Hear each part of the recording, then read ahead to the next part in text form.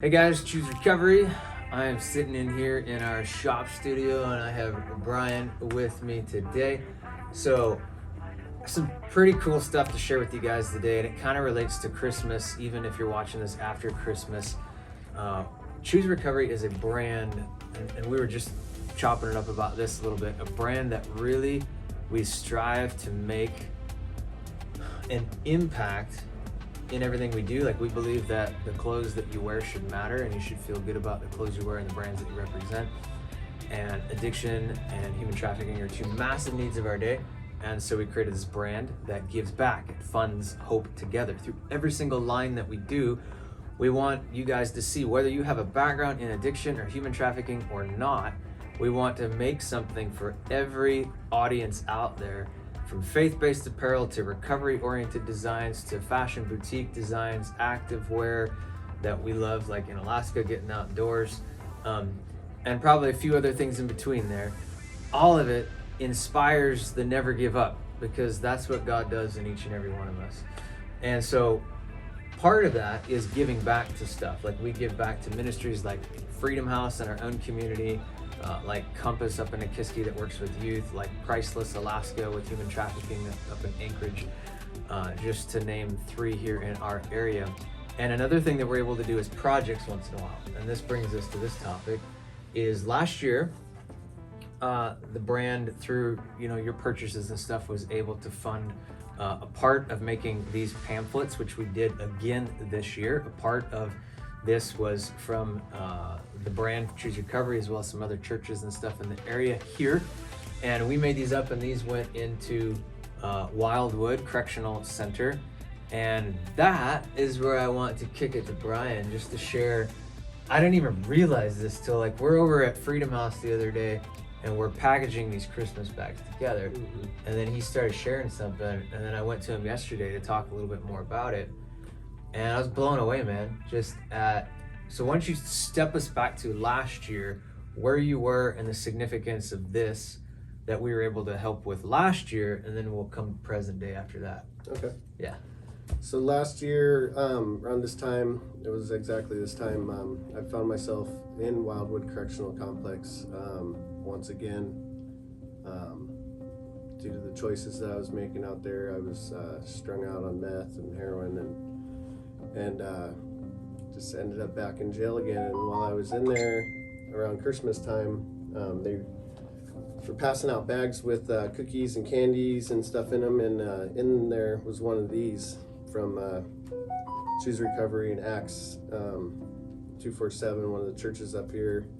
And I ended up pulling it out and reading it, and there's some residents there at Freedom House who, said what Jesus did in their life, and I was just reading, the messages of hope in there, and just thinking about my life and just how tired I was of I was just so tired, and just I was run down spiritually, mentally, physically, just exhausted. And I remember hanging this up by my bunk and looking at it, because it was the only Christmas just on the wall, Christmas decor, that I had at the time. So I just posted it up by my bunk and with the tree there, and I just sit there and look at it. And one night, after looking at it and reading through it again, I was just laying there in my bunk with my eyes closed, just thinking about my life, and just how it had gone just so wrong. I was 39 years old, and getting ready to turn 40 that next year, and I was like, man, what happened to my life? It's like I'm almost 40 years old, I'm incarcerated again, and this is not what I want for my life, and at that moment I remember laying there and just asking Jesus, for forgiveness of my sins, and just asking him to come into my heart, and into my life. And I'll never forget it. Like, I felt this feeling, just this like buzzing sensation throughout my whole body, and it was such a peaceful, just good feeling, and now I know that was the Holy Spirit. But then, I was kind of like, wow, what's this? This is a trip, this feeling, And so I began to dig deeper, into the Word. Started reading the Bible a little bit in there. Tried to hang out with people who were, active in the Word. Just surround myself with good people while I was in there. And just I was looking at, didn't really think there was going to be a possibility of me getting out again. I was in there for the third time out on bail. Each time I got out with no money, I'd have like a $500 bail or a $250 bail, and I had no way of coming up with it, and each time God, came through for me and would let me back out, and those first two times, of course, when I was in there, I was like, oh, please God, if you let me out, I'll try to live different, and kind of one of those foxhole prayers they call it, but and I get out and I try to get good for a couple of, it only seemed to be a couple of days, but I would go right back down to the same area, around the same people, and so it was very hard for me to uphold that promise, I guess, to God, with the choices that I was making. And so that last time, sitting in there, it's coming up on a bail review after Christmas time, and I remember just being like, okay, God, it's in your hands, I don't expect to get out, you've already let me out twice, on bail, and but if you let me out, to this sober living place I'm trying to go to, called the Alpha House, I promise you I will try to do my best, to stay sober. And so like, instead of making promises to God, that I knew that I could possibly not necessarily keep. Yeah. I told him that time, I was like, I'll do my best, to stay sober. And so, I made the choice to stay up here, different area, different people, different places, different things. Started getting to act, participating with Acts 247. That was amazing, just the love and just the fellowship and the worship, was just like, it was like nothing that I'd ever experienced before, all the love. And became very active in the recovery community up here, was hitting 2 to 3 meetings a day. Eventually got involved with Freedom House, volunteering with them, going on mission trips like up to Anchorage, to the Anchorage Gospel Mission, and just volunteering just to, be around like-minded people, and yeah, it's just been amazing what God's done in my life this year, just now I'm an employee at Freedom House. Yeah. Doing peer support a year later. Yeah. And now, I got the opportunity to actually have, what Jesus has done in my life put into this pamphlet that went into the right here, prison, guys. Which one is it there? Oh, this one right here. So that top one there. Yep. You want me to read it or? Yeah, you can read if you want. Yeah, you got a chance to put it in here. It's super sweet with other staff and residents, so go for it. So basically my part that I put in there was, Jesus came into my life once I was willing to surrender my will and accept his will for my life. He found me alone and broken in the darkness and offered me his hand. Through strength in him, I found the ability to pull myself out of the pit of my addictions. Jesus to me means love, redemption, and most of all, second chances. Jesus to me means the ability to live each day as a new creation through Christ. Thank you, Jesus. And then I put Philippians 4:13. I can do all things through Christ who gives me strength.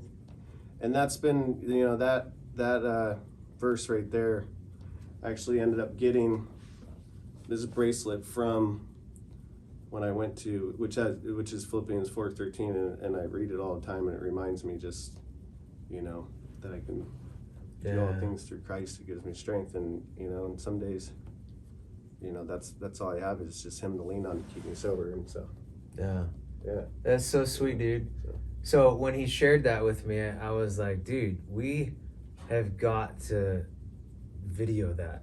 just to send that out as an encouragement, because this goes, I don't know who this is gonna, I don't know what platforms this is gonna be posted on. We'll see what we end up doing with it.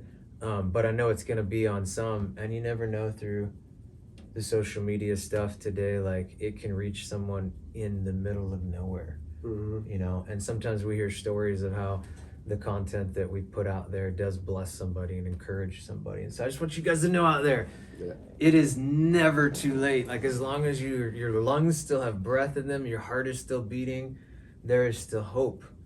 There is still hope.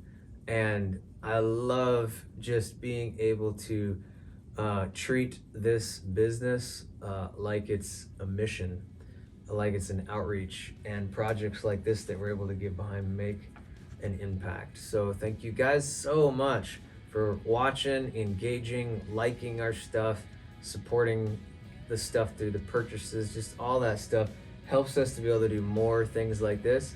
And here's the thing, it's not just so we can do more things like this, but Brian's story here, like it's not just about Choose Recovery and what God used in this little way. There's so many things you heard in just this part of his story and all other different pieces of your story that God has weaved in different people, different churches, different ministries, different things in the facility, even like to direct you and guide you. And for you out here that's watching this, look how you can be a part in your own community. You know, you can take part in doing something like this. Christmas bags with candy going in. If it's not Christmas season by the time you see this, whatever it looks like, praying for your prison facilities, finding a treatment center and seeing how you can volunteer, loving that guy holding the sign on the side of the road, or at that wherever you have people kind of hanging out, going and just listening and being with people and letting them know that you see them. Looking at people through God's eyes instead of this jaded, skeptical, condescending kind of way that sometimes we can look at people with. So we just want to be inspiration to you guys of what God can and is continuing to do in our lives, and in Brian, in your life. So all glory goes to God on that. Yeah, and one last thing, if you were to tell anyone who sees this one last shout out of encouragement or advice or anything like that, what would that be? Just surrender. You know, I mean, like I lived so long just driven on self-will, you know, and once I finally like surrendered my will over to something other than me, you know, which was God, my life has been, man, it's been so great. It's been so blessed, you know, and just to never give up, you know, like there's plenty of times in my addiction where I wanted to give up, but even then God, you know, kept pushing me through. You know, he'd send a stranger, you know, with an act of kindness or just something. So, you know, tomorrow can always be better, you know. We struggle anyway, so. That's good. Tomorrow can always be better. Remember to surrender. Yeah. I like that. That's good. Well, thank you guys so much for tuning in and hearing a little piece of Brian's redemption story, and from a year ago in Wildwood, reading that to now out and on staff at Freedom House. Yeah, that was so good. It's so good. So awesome. All right, guys. Peace. Have a great season. Take care.